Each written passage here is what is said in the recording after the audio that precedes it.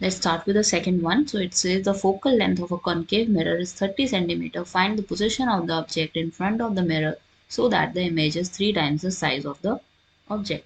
अब रिलेशन क्या दिया हुआ है इन्होंने हमें कि मैग्निफिकेशन कितना है 3 टाइम्स है, तो m मुझे क्लियरली पता चल गया it is -3 as it is a case of concave mirror. Now in this case you can see f is there as well.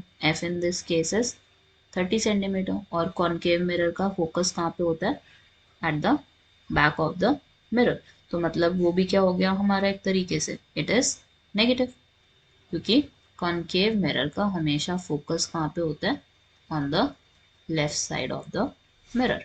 तो यहाँ पे अगर फोकस है तो इसका मतलब एफ की वैल्यू कितनी हो गई नेगेटिव। अगर हम किससे कंपेयर करें एक्स एक्सिस और वाई एक्सिस से, हमें पता होना चाहिए ये चीज।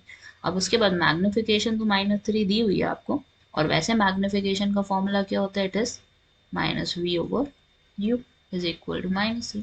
माइनस से माइनस कैंसिल हो गया, v की वैल्यू आपकी कितनी आ गई 3u, v is equal to 3u in this case. और मिरर फॉर्मूला यूज करोगे तो मिरर फॉर्मूला क्या होगा आपका 1/f is equal to 1/v minus 1/u।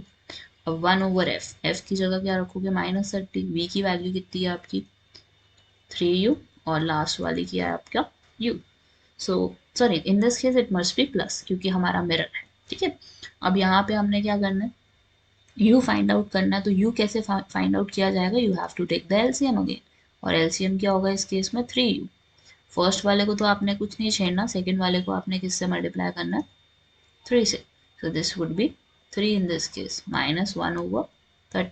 So now you have is -1/30 is equal to 4/3। 3 से 30 कैंसिल हो गया, 10 आ गया आपके पास यहाँ पे, और you can now take 4 to the left side, so -1/40 is equal to 1/u। so u की value आपकी कितनी हो गई -40 सेंटीमीटर।